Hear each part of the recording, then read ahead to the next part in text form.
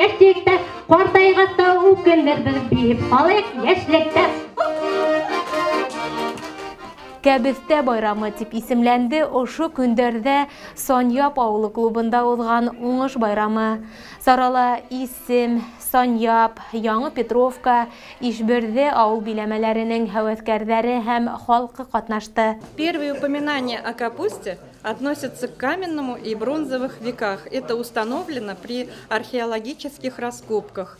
В России капуста появилась в 950 году до нашей эры вместе с Константинопольским походом князя Олега. И с тех пор она повсеместно распространилась по всей России благодаря своей морозоустойчивости. Как говорят наши хозяйки, и на стол поставить не стыдно, и съедят не жалко. Сакырылган кунактарды авыл халкын сараны оештыручылар кәбестәннән эшләнгән кул эшләре, аш-һау тулы өстәл менән каршы алды.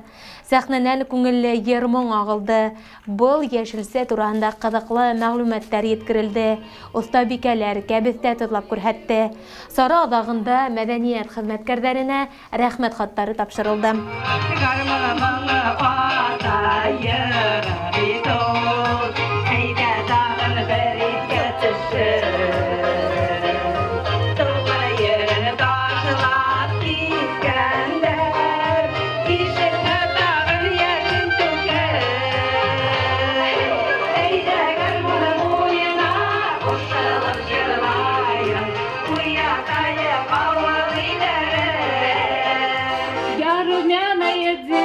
И танцую ловко, потому что ем всегда свежую морковку.